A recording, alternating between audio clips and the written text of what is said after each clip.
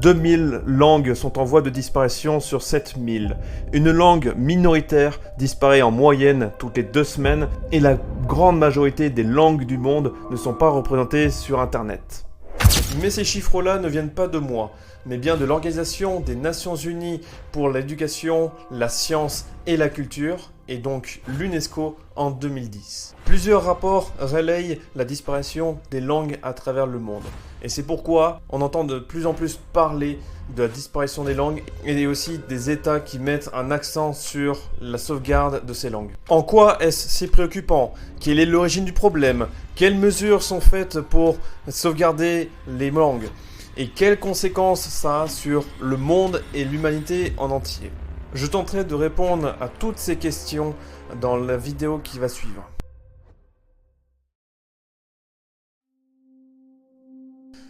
Avant d'aller dans le vif du sujet de la vidéo, revenons sur les bases et la lexique à propos des langues pour que vous puissiez mieux comprendre sur la continuité de la vidéo.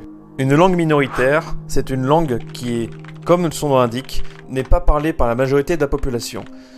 On emploie aussi langue autochtone ou indigène, mais cela n'inclut pas les dialectes d'une langue majoritaire. Une langue dominante ou hégémonique est une langue largement employée dans les médias, politiques et éducation d'un pays ou État.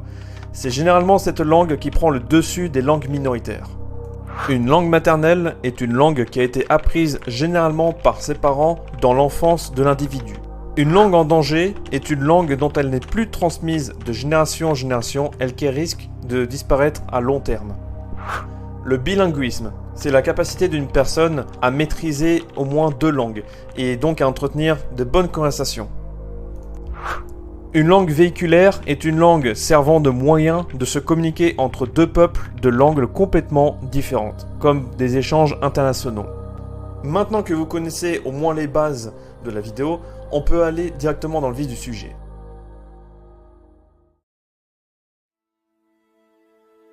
Chaque langue, qu'elle soit minoritaire ou hégémonique, contient en elle une richesse culturelle et sont essentielles pour le bien de l'humanité. Alors que dans une langue A, nous n'avons qu'un seul mot pour un objet, la langue B peut en contenir plusieurs. Par exemple, les langues inuites ont plusieurs mots pour décrire la neige, le finnois pour les lacs et le français lorsqu'il s'agit du romantisme et de la galanterie. Mais ces concepts sont intraduisibles dans une autre langue.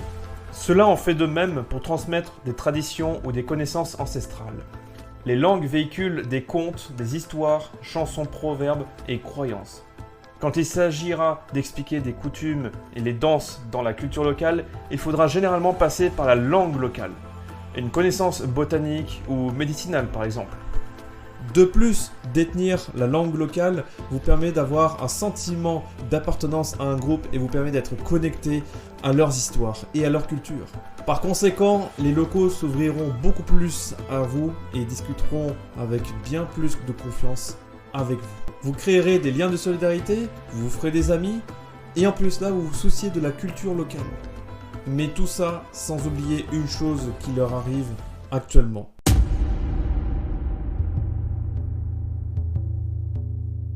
Nous vivons dans une ère où les langues minoritaires disparaissent une à une.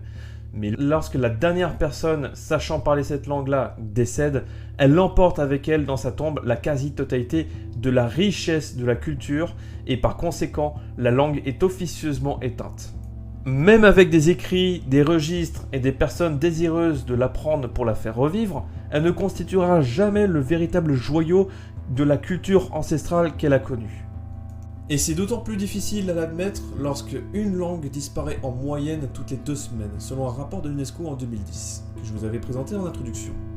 Mais pourquoi ce massacre? Et comment se fait-il que nous en soyons arrivés là aujourd'hui? De multiples raisons sont connues. Mais avant de vous les citer, j'aimerais vous poser quelques questions afin de vous donner des pistes vers des réponses.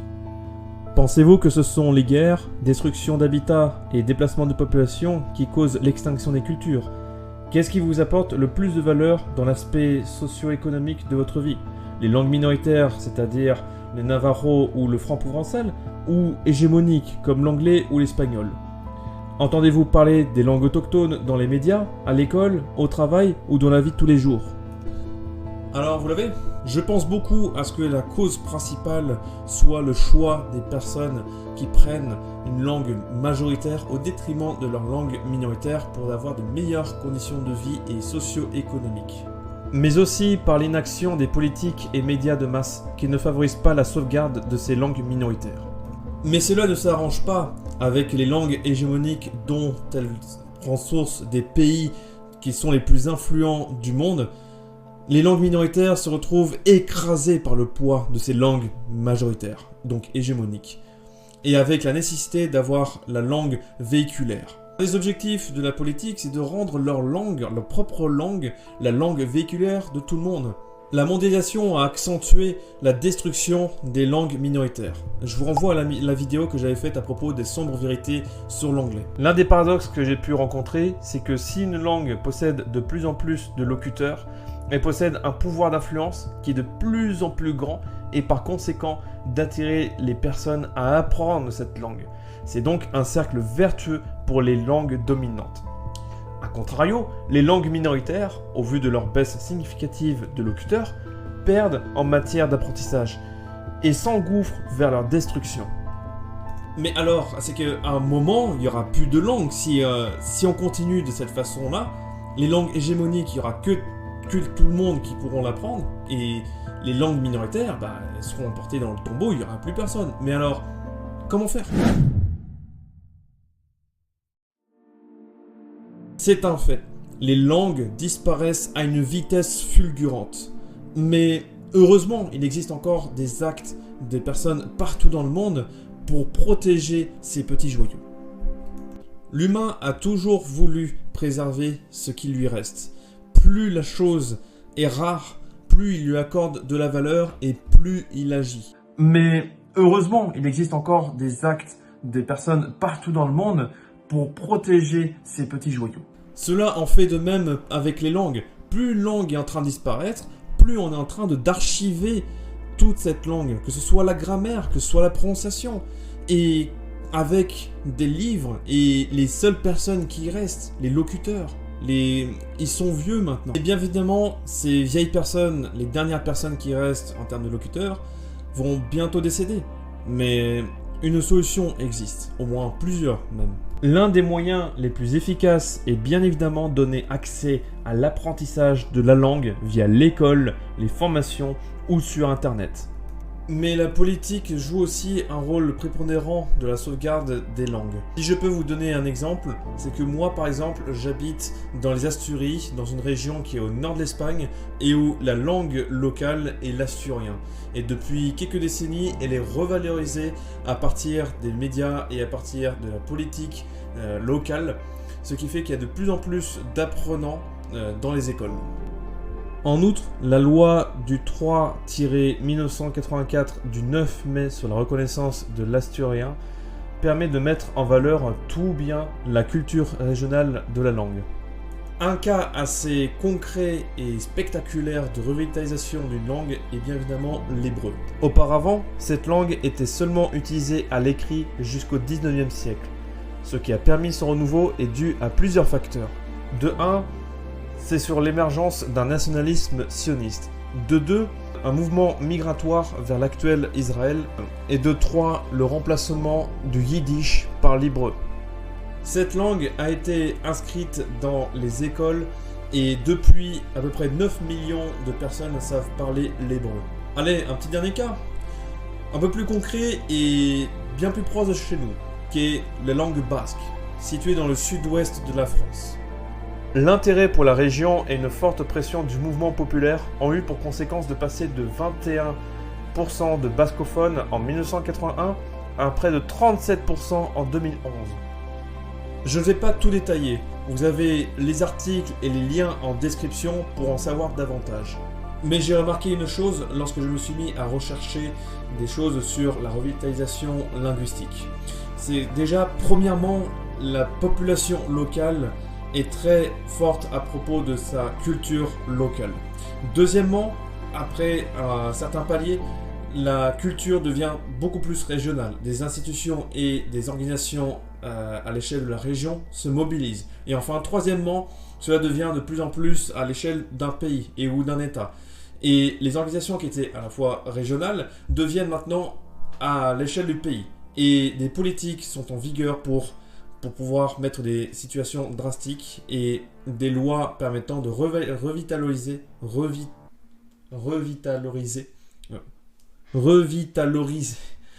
les langues. Et s'il fallait mettre du bruit dans les cultures pour que nous puissions agir et mettre un point sur sur la revitalisation des langues dans cette culture-là. Selon moi, j'ai vu une différence entre les cultures qui disparaissent et les cultures qui arrivent à émerger, à réémerger. Car pour moi, celles qui s'effondrent, c'est celles qui n'avaient pas assez de cause pour défendre cette langue et de propager de génération en génération, de perdurer de génération en génération cette langue. Et celles qui ont eu une revitalisation, c'est parce qu'il y a eu un intérêt, un grand intérêt que de personne en personne, elles ont appris ou elles ont sauvegardé cette langue-là et qu'ensuite ça s'est propagé, comme ce que j'ai dit, par échelle, d'abord à l'échelle locale et ensuite à l'échelle régionale et enfin à l'échelle d'un pays. Et donc mettre un effort sur ce qui en vaut vraiment la peine de sauvegarder. En tant que citoyen lambda d'une nation très complexe et avec des citoyens qui arrivent à faire changer les choses à l'échelle nationale, il faudrait mieux canaliser toute notre énergie sur nous-mêmes, de comment nous, en tant qu'individus, nous puissions agir sur la conservation des langues minoritaires. Déjà, premièrement, ce que je peux vous conseiller, c'est déjà soyez curieux de la langue que vous souhaitez apprendre et soyez aussi ouverts par rapport aux autres cultures. Pour cela, allez à des événements locaux, regarder des films, aller vers des gens locaux, essayer de lire des livres, des podcasts, de faire des rencontres internationales, d'échanger avec des locaux pour pouvoir que vous puissiez vous enrichir de cette langue et de cette culture. Je ne vous dis pas de laisser complètement une langue hégémonique, mais comme je vous ai dit, le bilinguisme serait une solution très viable à long terme. Vous apprenez à la fois une langue hégémonique, que ce soit l'anglais, l'espagnol ou même votre propre langue, le français, et à la fois la langue culturelle, une langue minoritaire, que ce soit le franc-provençal, le basque ou alors une autre langue d'un autre pays à l'extérieur de l'Europe. Dans mon cas par exemple, je viens de la région du Poitou. Dans le Poitou, il y a l'accent, le patois poitevin-saintongeais. Je m'efforce de jour en jour à l'apprendre, à dire bonjour, merci, au revoir, des petits termes, des expressions, histoire de, pour être la France a une trentaine, quarantaine de langues et accents de partout sur le pays. Alors pourquoi ne pas s'en priver? Et en même temps, vu que je vous ai dit que j'habite ici dans les Asturies, j'essaie à quelque chose près aussi d'apprendre l'asturien, mais d'abord l'espagnol. Par la même occasion, soutenez les agriculteurs locaux, la gastronomie locale, des danses, allez vers des événements, au lieu d'aller vers des grands groupes industriels qui sont uniquement être là pour de l'industrie de l'usine. Et comme je l'ai fait aussi dans cette vidéo, de vous montrer quelques exemples de langues comme le basque, le poitevin, l'asturien, pour que vous puissiez avoir conscience qu'il y a ces langues-là, et que à votre tour vous puissiez aussi les propager à votre cercle social. Chaque petit pas que nous faisons nous amène à acquérir cette culture, mais chaque petit pas ensemble nous amèneront vers l'enrichissement de l'humanité.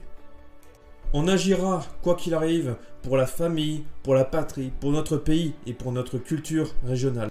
C'est à vous de faire le premier pas vers l'enrichissement de l'humanité, mais aussi de vous-même. Pour vous aider à apprendre plus efficacement n'importe quelle langue, sachez que j'ai mis en place un accompagnement personnalisé de A à Z afin que vous puissiez atteindre votre objectif. Le lien est en description. Si vous avez aimé cette vidéo, n'hésitez pas à like et à vous abonner à ma chaîne. Et si vous voulez discuter sur une autre chose, l'espace commentaire est juste en dessous. En tout cas, je vous dis merci d'avoir regardé cette vidéo et je vous dis à la prochaine. Portez-vous bien.